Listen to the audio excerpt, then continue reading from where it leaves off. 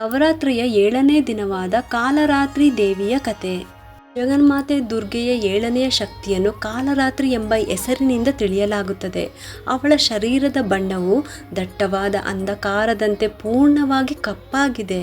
ತಲೆಯ ಕೂದಲು ಬಿಟ್ಟುಕೊಂಡು ಹರಡಿಕೊಂಡಿದೆ. ಕತ್ತಿನಲ್ಲಿ ಮಿಂಚಿನಂತೆ ಹೊಳೆಯುತ್ತಿರುವ ಮಾಲೆ ಇದ್ದು 3 ಕಣ್ಣುಗಳಿವೆ. 3 ಕಣ್ಣುಗಳು ಬ್ರಹ್ಮಾಂಡದಂತೆ ಗೋಲವಾಗಿದೆ. ಇವುಗಳ ಕಿರಣಗಳು ವಿದ್ಯುತ್ತಿನಂತೆ ಪಸರಿಸಿಕೊಂಡಿದೆ. ಇವಳ ಮೂಗಿನ ಉಚ್ಛ್ವಾಸ ನಿಶ್ವಾಸದಿಂದ ಅಗ್ನಿಯ ಭಯಂಕರ ಜ್ವಾಲೆಗಳು ಹೊರಡುತ್ತಿವೆ. ಇವಳ ವಾಹನ ಕತ್ತೆಯಾಗಿದೆ. ಮೇಲಕ್ಕೆ ಎತ್ತಿರುವ ಬಲಗೈಯ ವರ ಮುದ್ರೆಯಿಂದ ಎಲ್ಲರಿಗೆ ವರದಾನ ನೀಡುತ್ತಿರುವಳು. ಕೆಳಗಿನ ಬಲಗೈ ಅಭಯ ಮುದ್ರೆಯಿಂದಿದೆ. ಎಡಗಡೆಯ ಮೇಲಿನ ಕೈಯಲ್ಲಿ ಕಬ್ಬಿಣದ ಮುಳ್ಳು ಹಾಗೂ ಕೆಳಗಿನ ಕೈಯಲ್ಲಿ ಖಡ್ಗವಿದೆ.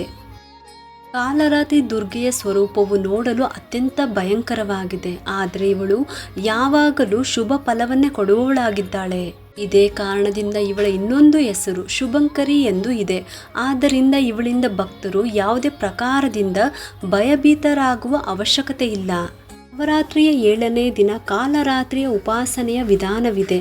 ಈ ದಿನ ಸಾಧಕನ ಮನಸ್ಸು ಸಹಸ್ರಾರ ಚಕ್ರದಲ್ಲಿ ನೆಲೆಗೊಳ್ಳುತ್ತದೆ. ಅವನಿಗಾಗಿ ಬ್ರಹ್ಮಾಂಡದ ಎಲ್ಲ ಸಿದ್ಧಿಗಳ ಬಾಗಿಲು ತೆರೆದುಕೊಳ್ಳುತ್ತವೆ. ಈ ಚಕ್ರದಲ್ಲಿ ಸ್ಥಿತವಾದ ಸಾಧಕನ ಮನಸ್ಸು ಪೂರ್ಣವಾಗಿ ತಾಯಿ ಕಾಲರಾತ್ರಿಯ ಸ್ವರೂಪದಲ್ಲೇ ಸ್ಥಿರವಾಗುತ್ತದೆ. ಅವಳ ಸಾಕ್ಷಾತ್ಕಾರದಿಂದ ಸಿಗುವ ಪುಣ್ಯಕ್ಕೆ ಅವನು ಭಾಗಿಯಾಗುತ್ತಾನೆ. ಅವನ ಸಮಸ್ತ ಪಾಪ ವಿಘ್ನಗಳು ನಾಶವಾಗುತ್ತದೆ. ಅವನಿಗೆ ಅಕ್ಷಯ ಪುಣ್ಯ ಲೋಕಗಳ ಪ್ರಾಪ್ತಿಯಾಗುತ್ತದೆ.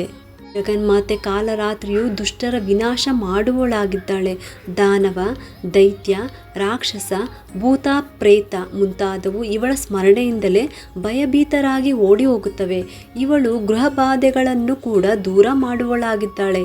ಇವಳ ಉಪಾಸಕರಿಗೆ ಅಗ್ನಿ ಭಯ, ಜಲಭಯ, ಜಂತು ಭಯ, ಶತ್ರು ಭಯ, ರಾತ್ರಿ ಭಯ ಮುಂತಾದವುಗಳು ಎಂದೂ ಆಗುವುದಿಲ್ಲ. ಇವಳ ಕೃಪೆಯಿಂದ ಅವನು ಸರ್ವಾತ ಭಯಮುಕ್ತನಾಗಿ ಹೋಗುತ್ತಾನೆ. ಕಾಳರಾತ್ರಿ ದೇವಿಯ ಸ್ವರೂಪ ವಿಗ್ರಹವನ್ನು ತನ್ನ ಹೃದಯದಲ್ಲಿ ನೆಲೆಗೊಳಿಸಿ ಮನುಷ್ಯನು ಏಕಾನಿಷ್ಠ ಭಾವದಿಂದ ಅವಳ ಉಪಾಸನೆ ಮಾಡಬೇಕು. ಯಮ, ನಿಯಮ, ಸಂಯಮವನ್ನು ಅವನು ಪೂರ್ಣವಾಗಿ ಪಾಲಿಸಬೇಕು.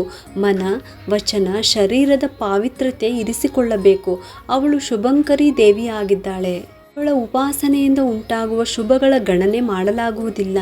ನಾವು ನಿರಂತರ ಅವಳ ಸ್ಮರಣೆ, ಧ್ಯಾನ ಮತ್ತು ಪೂಜೆ ಮಾಡಬೇಕು.